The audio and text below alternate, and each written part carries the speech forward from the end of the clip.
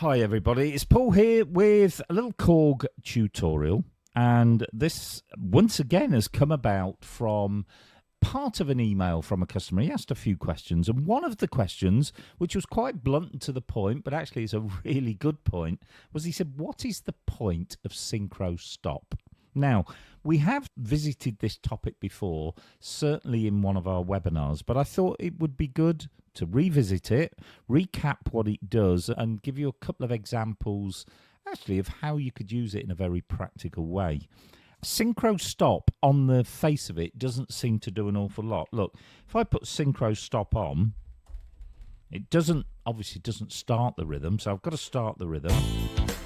And all that happens is, when you take your hand off, it stops.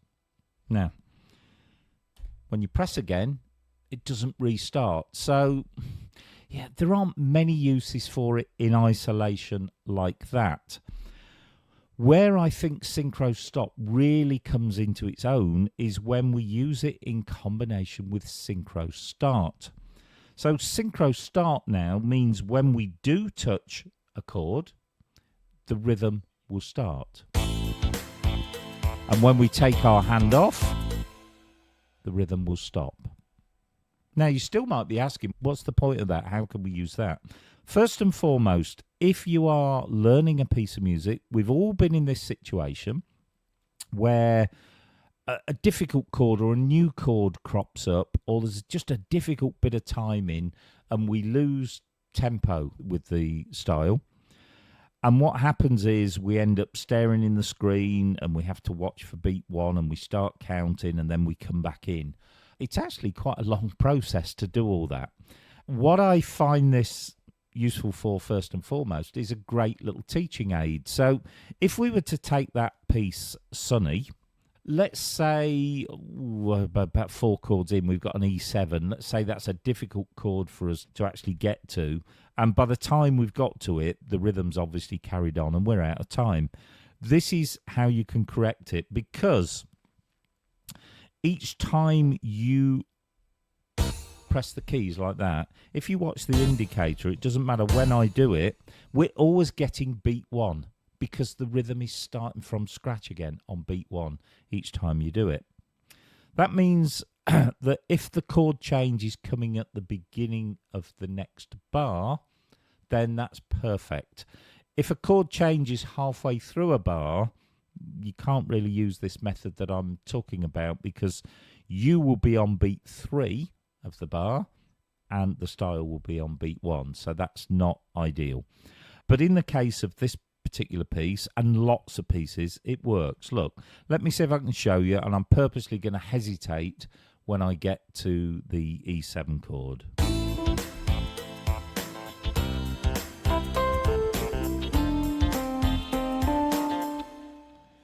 Oh, got it.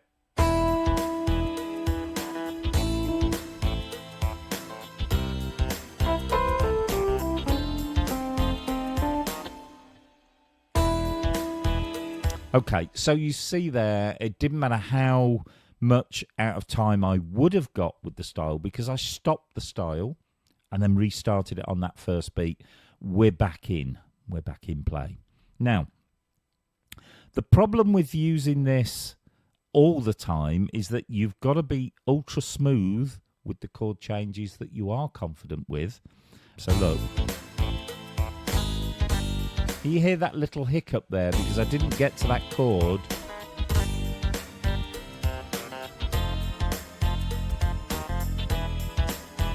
So you've got to really have a common note that stays down. But what this does allow you to do is to add some musical phrasing that the style won't, because the style is a fixed style. So in this little piece, Sunny, when we get to this section, I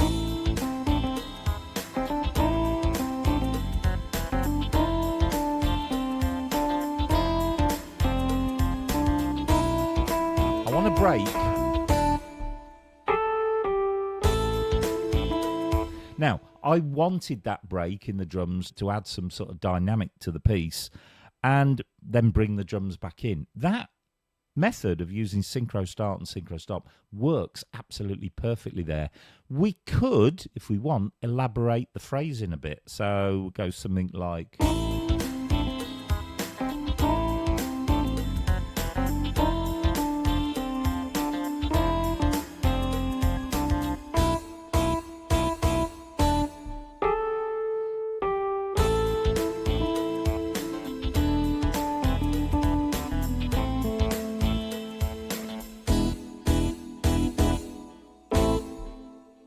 put my ending on like that. So I'm getting the drums and everything phrasing with me.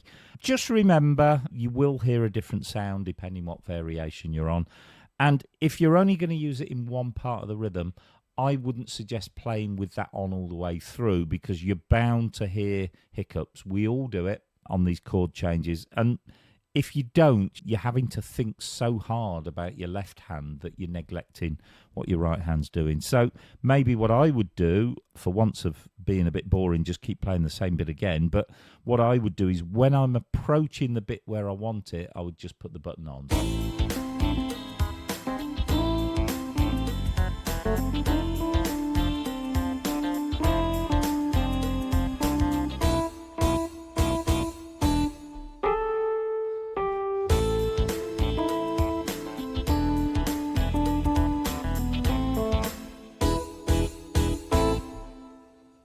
And there you go. Let's give you another example.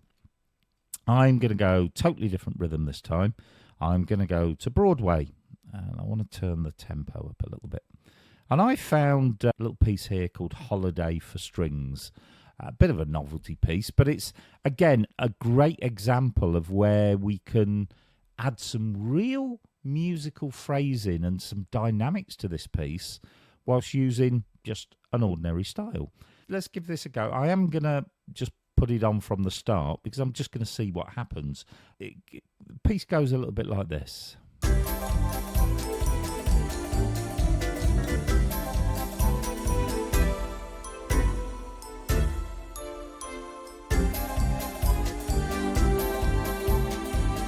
That's nice. We could do a whole section like that if we wanted.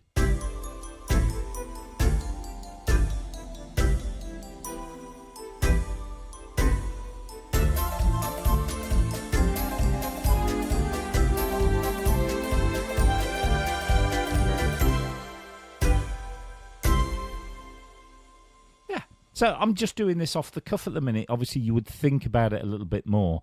But can you just see there how you can add so much more in dynamics? Maybe what I should have done...